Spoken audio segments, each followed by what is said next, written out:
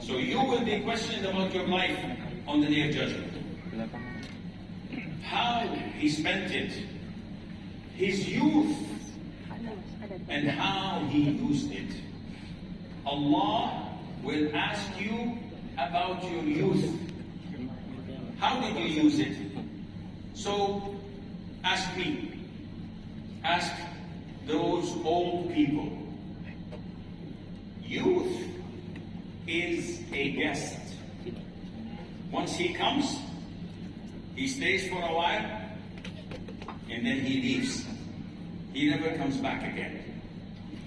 And it is a chance once in a lifetime. Once it's over, it's over.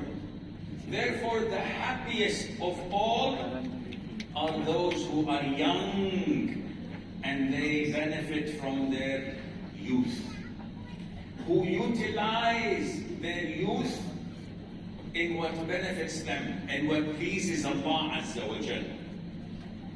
I am 63 years old. Alhamdulillah.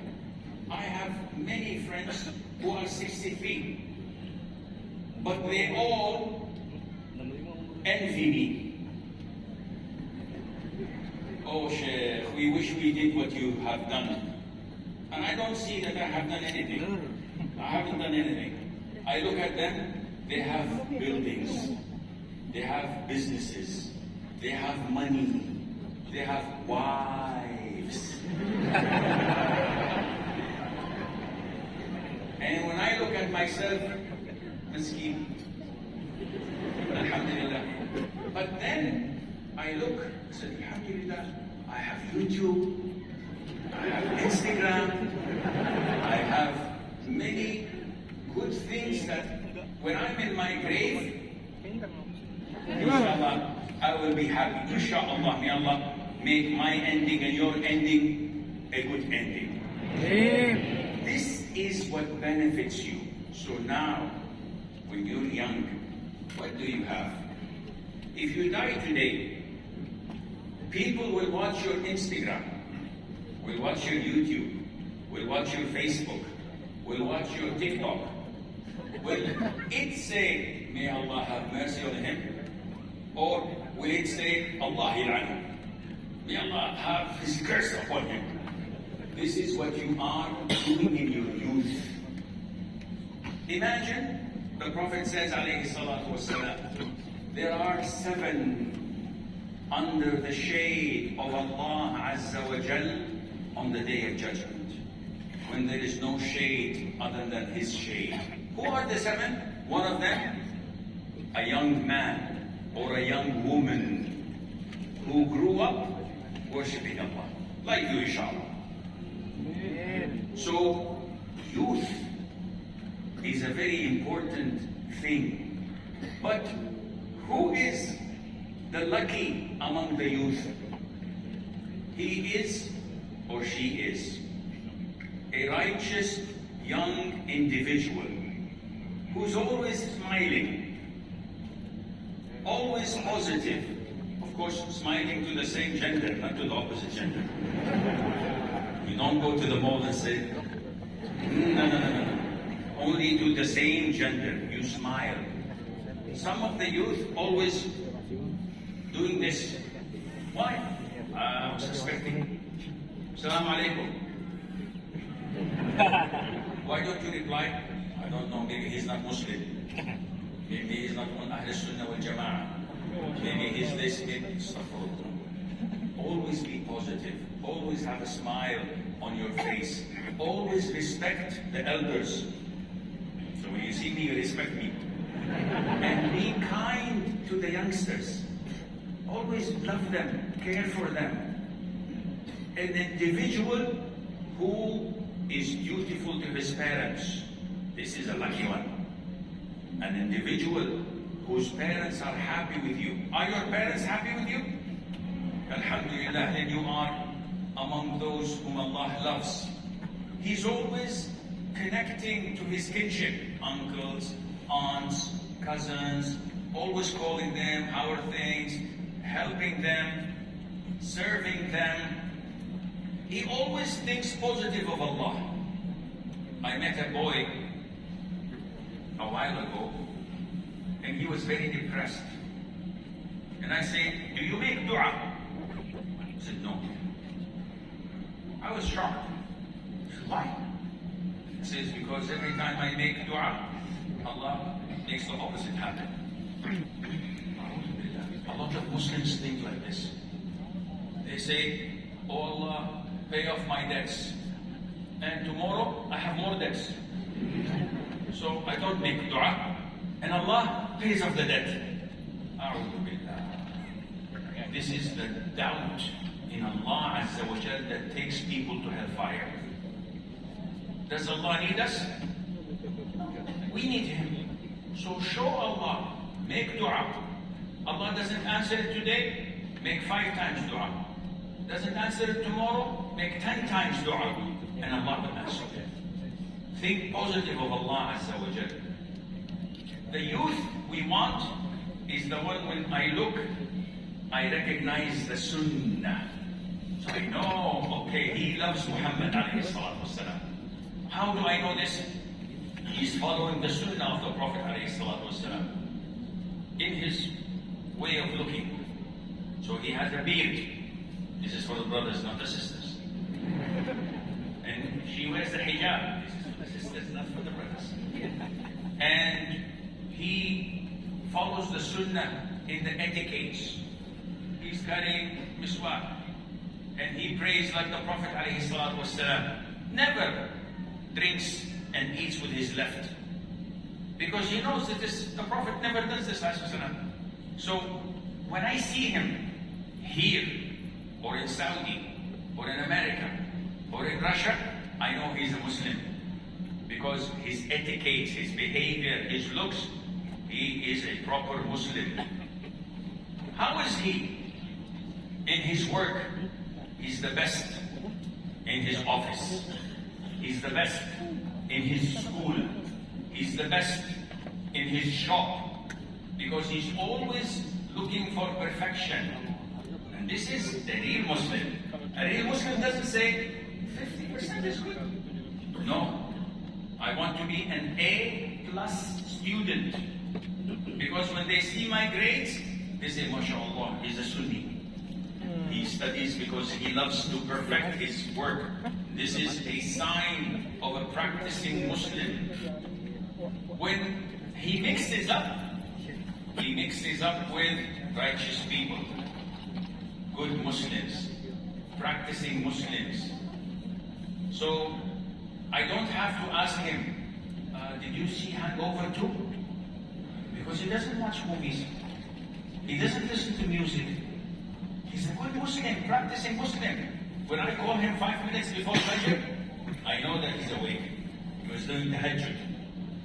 And he was making dua for me. This is a good youth that I like.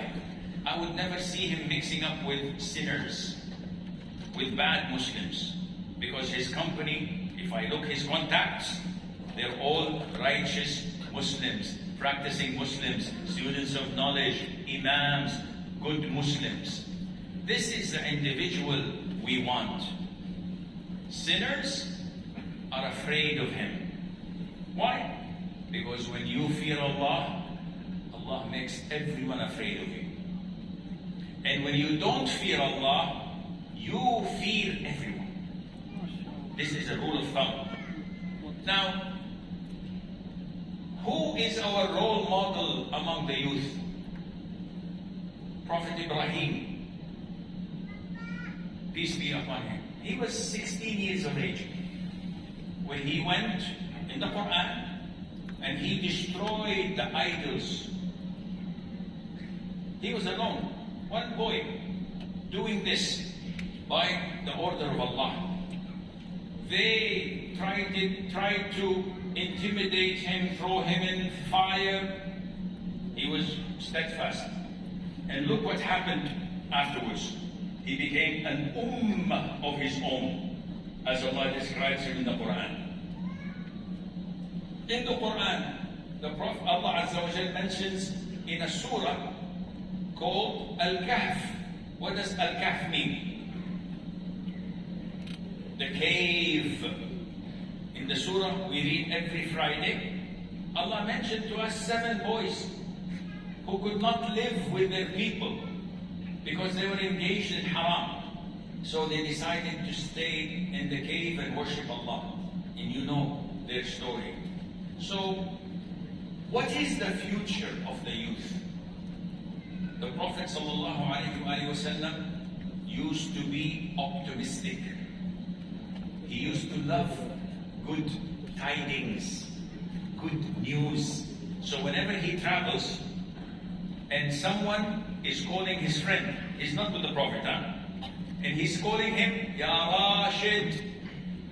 What does Rashid in Arabic means? Guided. His name is Guided. If the Prophet, while traveling, hears this name, he becomes happy. He's optimistic. Okay, inshallah, we are guided. If he hears someone calling another man, Ya Najih, successful, the Prophet becomes happy. Inshallah, we are successful in our journey. So, how do we see the youth in the future? Very brightly. Very, very brightly.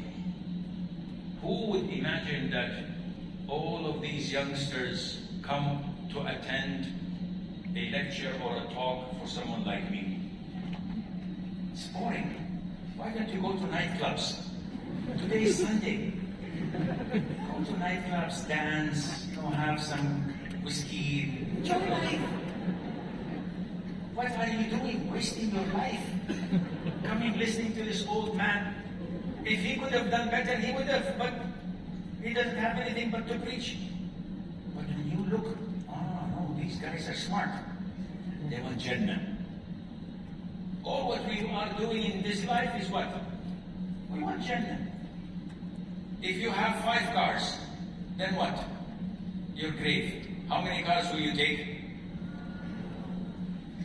Car keys? Nothing? Not even my clothes. This I cannot take with me. Not even your mobile. Nothing. So this is what we want, Jannah. You are here for Jannah. You could have done anything. You could have stayed home, watched Netflix. But you didn't. Because you want Jannah. What is the future? Very bright. Bi'idhnillah. But in order to keep it bright, you have to do the needed. You have to walk the talk. How can we be productive as youngsters?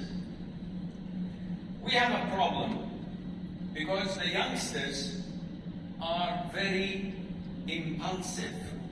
Today tomorrow they flip, then they flip, then they flip. They don't have a strategy. The vast majority of youngsters, you ask them, what is your objectives in life? Go to high school. I used to teach in a high school for 15 years. I was a teacher in public high schools. I asked the youngsters, Saudis, teenagers, what is your objective in life? I said, what is objective? What do you mean? I said, objective. I said, I don't know. Why do you come to school? Because my father brought me. So you don't want to come to school? No. The Saudis love holidays. So if we have a holiday next week, this week we don't go to school. The holiday is next week. Yes, this holiday is off. And after the holiday is over, we take 1 week off. Again, 3 weeks in 1 week. They hate school because it's our mistake. We did not show them what objective is. And everyone goes to school because his parents ordered them to do. So the best of them would say, I go to school so I can go to university. Then what? I finish university, I get a job. Then what? I get a job, I get married. Then what? Khalas. Life is over. Yes, when you get married, game over. Unfortunately. For those who don't know the beauty of marriage, for those who know the beauty of marriage like me, no. This is the beginning of paradise. MashaAllah. Alhamdulillah, I've been married for 40 years. Wow, MashaAllah. This is life without parole. It's like prison. But good prison. Alhamdulillah. My wife is not watching this, alhamdulillah. She's in Saudi Arabia. But you have to have an objective. What is your objective? So, if you have a Ferrari and you fill it up with gas, 7 o'clock in the morning, oh, mashallah, ready. You get inside, you drive, but you don't have a destination. Where will you go? Nowhere. You will reach nowhere very fast because you don't have a destination.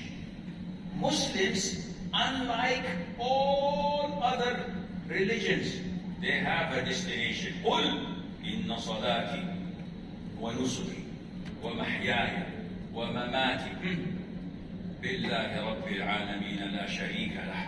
All of this is for Allah. So everything we do is for Allah. This is my objective. I go to the gym. Yes. Why? To become strong. Why? To become healthy. To become a good Muslim. To become a good husband. To become a good Sheikh. To become a good citizen. A healthy one. This is for Allah when working out. I sit with the children so that they have quality time to learn. This is for Allah. I eat good food, not spicy. Because this is for Allah. I say Bismillah. And when I finish, I say Alhamdulillah alladhi at'amani hada. Everything is for Allah. I have an objective. And this is why you become productive. So you have to have a strategy. You have to have a mission and vision. Once you have this as youth, wallahi, you will be the happiest man on earth. You will be the happiest woman on earth. Because you have an objective.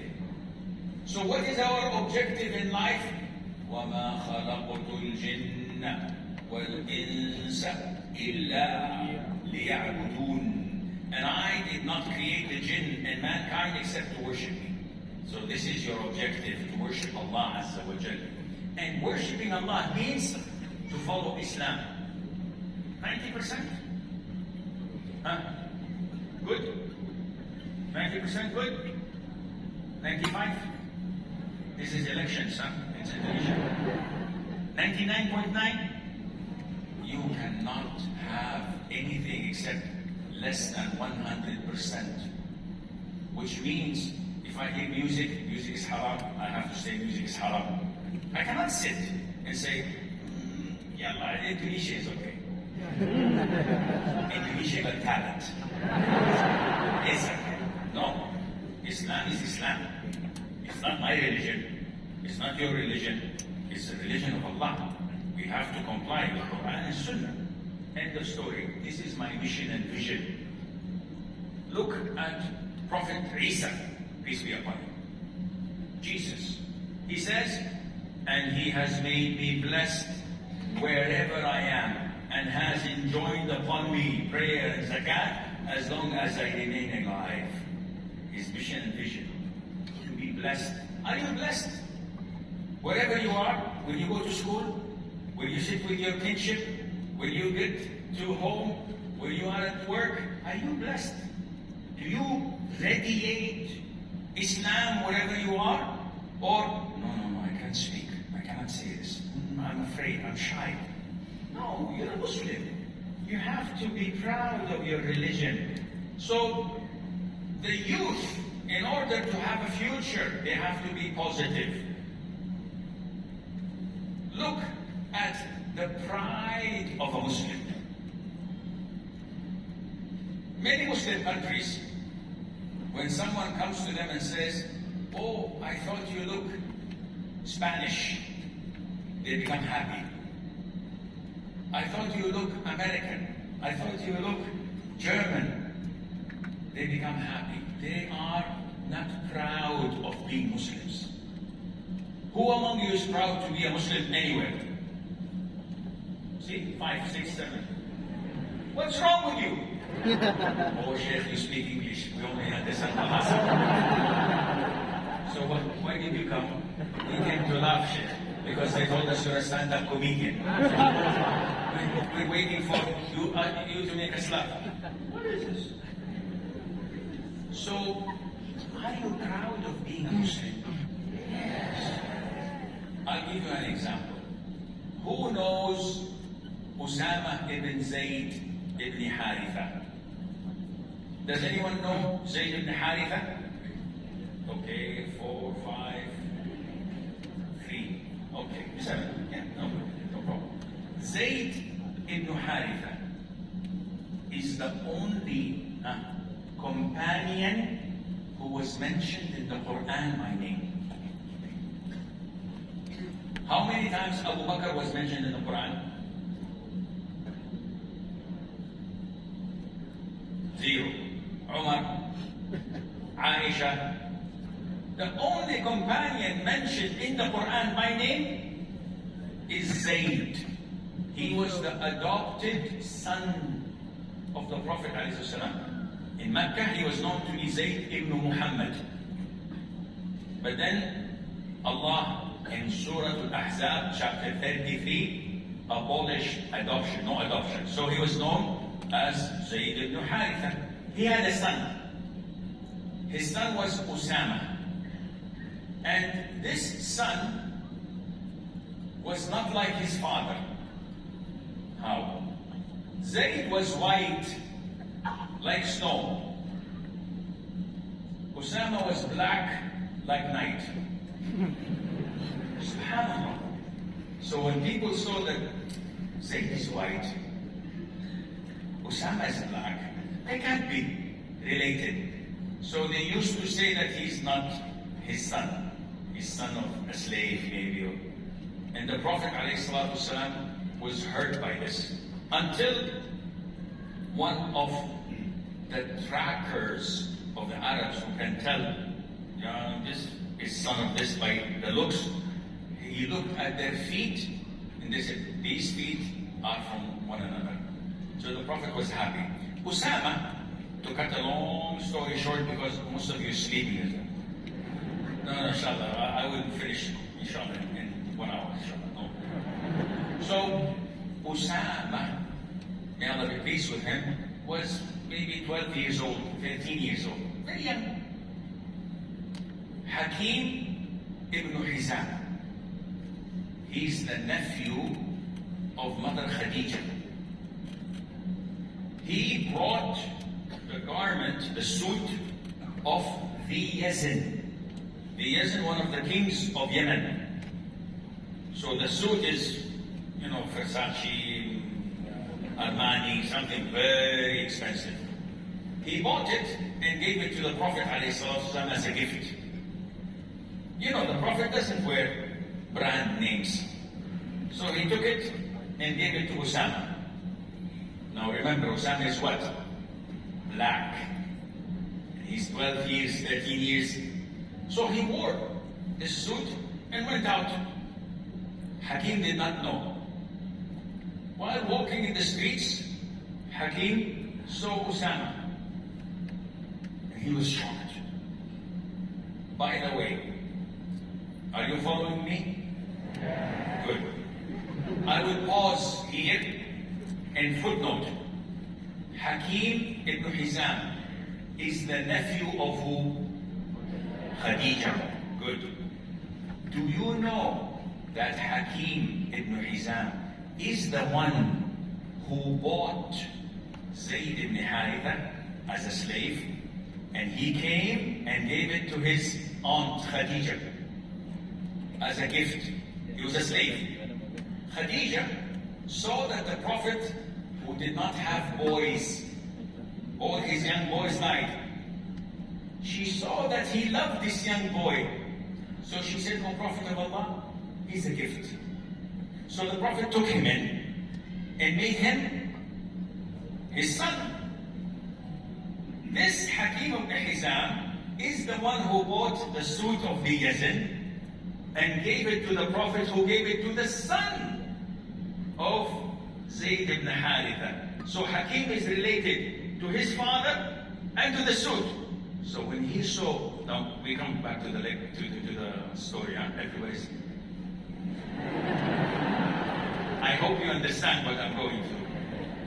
So when he saw Osama with the suit, he said, "You wearing the suit of the Yazid, the king of Yemen?" If he said this to me, I will be terrified. I will take off the suit and say, "Sorry, bring it back."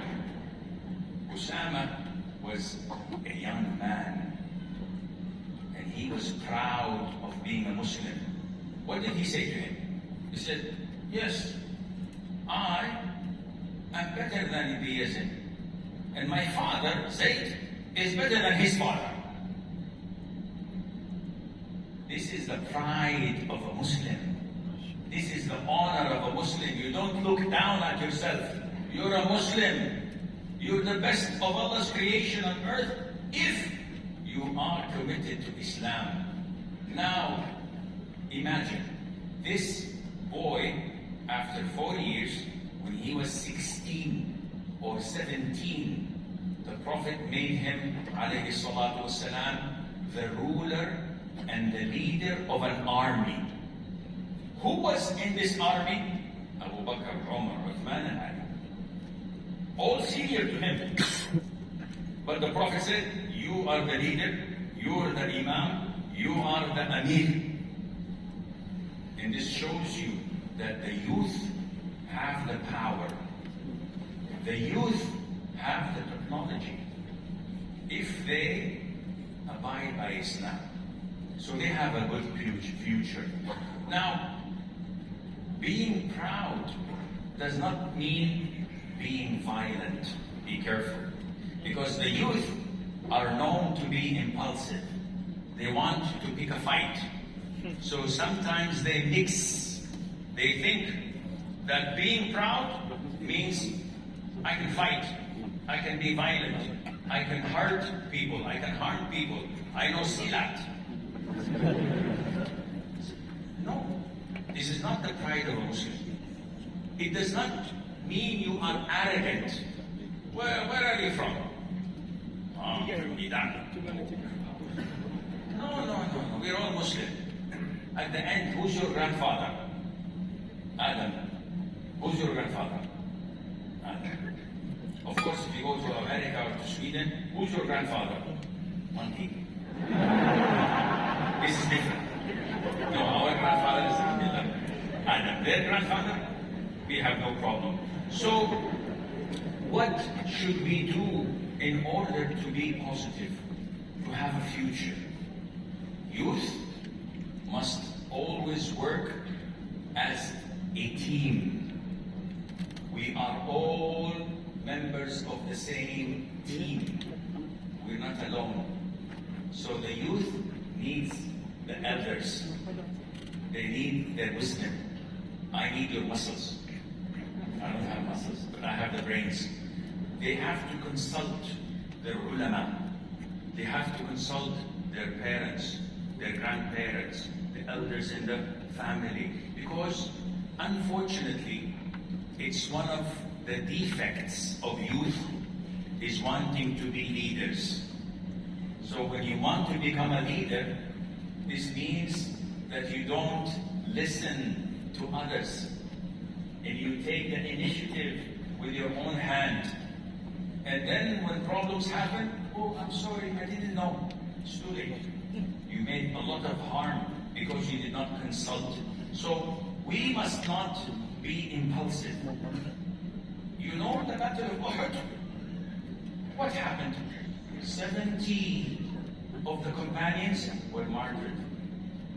The Prophet ﷺ was hurt and attacked, and the ring of the shield was in his cheekbones, and he was bleeding. His head was wounded. One of his teeth was broken. Because of what? He said, "We will fight in Medina." The youth said, No, we want to go out. And they started quarreling.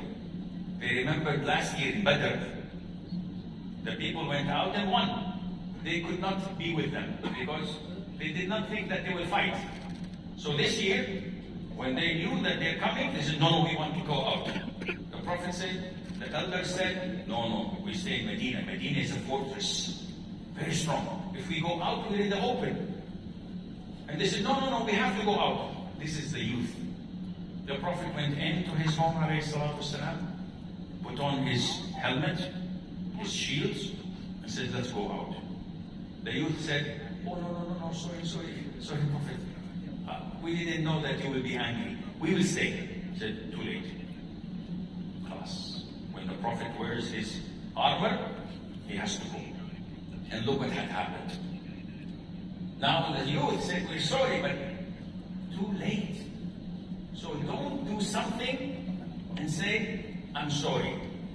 Don't shoot, then ask questions. Excuse me, what are you doing? You already killed him. You should have asked, what are you doing? If you didn't like the answer, you should.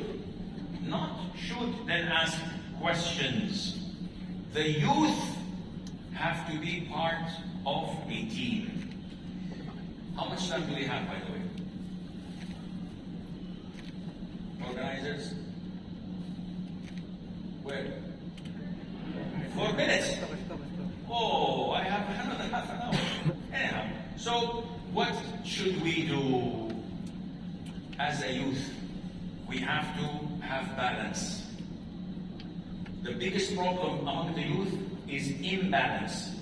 Either they focus on seeking knowledge, and they forget their family, they forget their bodies, they forget their work, or they focus on business, but they forget their prayer, they forget their family, they forget their health, or they focus on sports, but they forget, no, you have to have balance. You have to go to the gym, you have to be kind to your parents, you have to be good with your children and wife, and you have to be a good businessman, and you have to have a good income.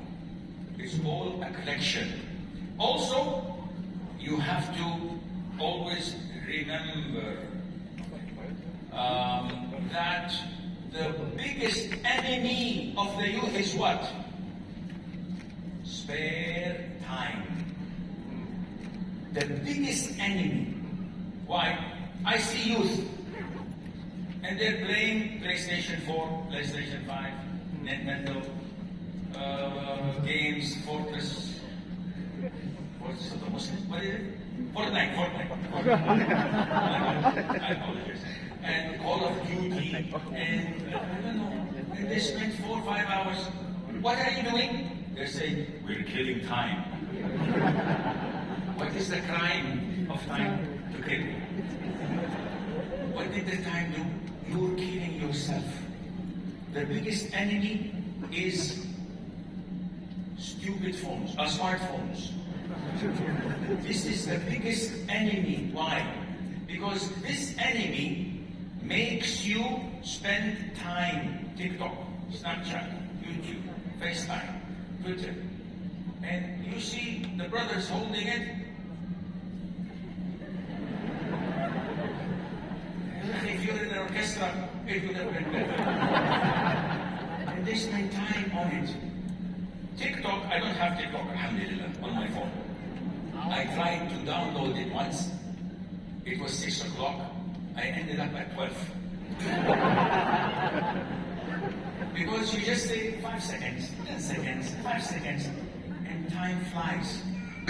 Now how much time do you spend on social media? 4 hours?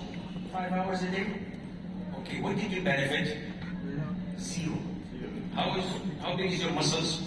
Nothing. How strong is your stamina? Nothing. How much money did you gain? Nothing. This is shaitan. Because it is consuming your time. No, watch. I mean, continue. So, be careful.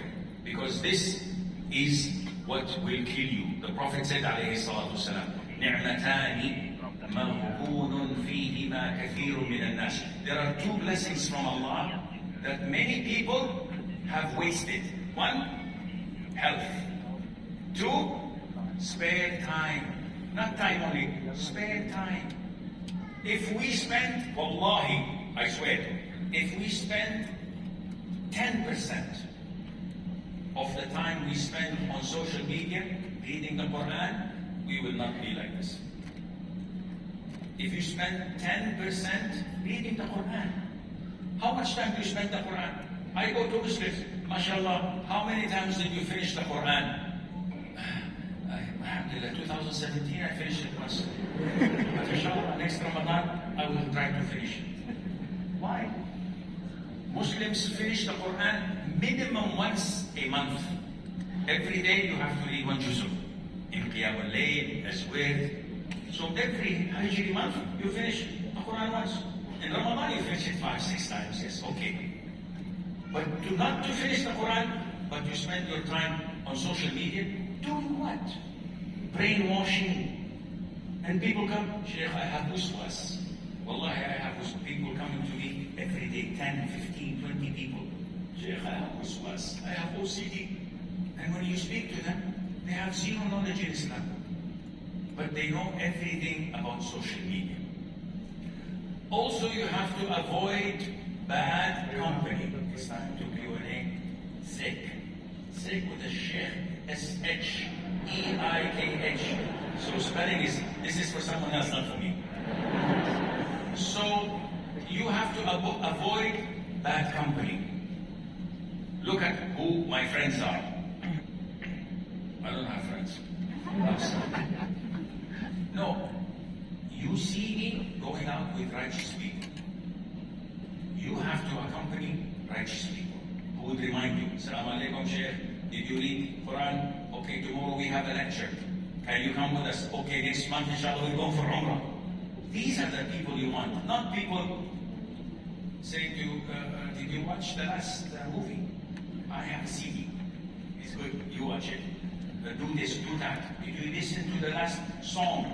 Do you know this link? No. These will take you to hellfire and not to paradise, inshallah. And I have a lot of different issues, but inshallah, if you take this home, inshallah, you will benefit.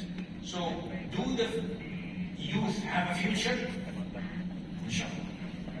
They do have a bright future. You can be one of the future imams of Islamic Muslimin. You can be.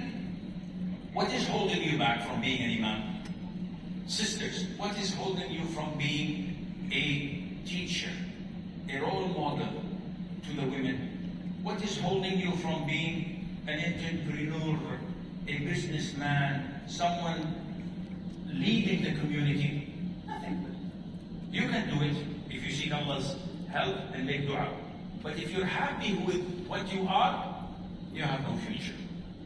So start strategizing, start planning, and inshallah in 5 years' time when I come here, I'll find you here giving a talk بإذن الله عز وجل. والله أعلم ونسبة العلم إليه أسلم وصلى الله وسلم وبارك على نبينا محمد. Shall I leave? Permission, Sheikh. Alhamdulillah. Okay, Sheikh. So, dear brothers and sisters, you are now in a...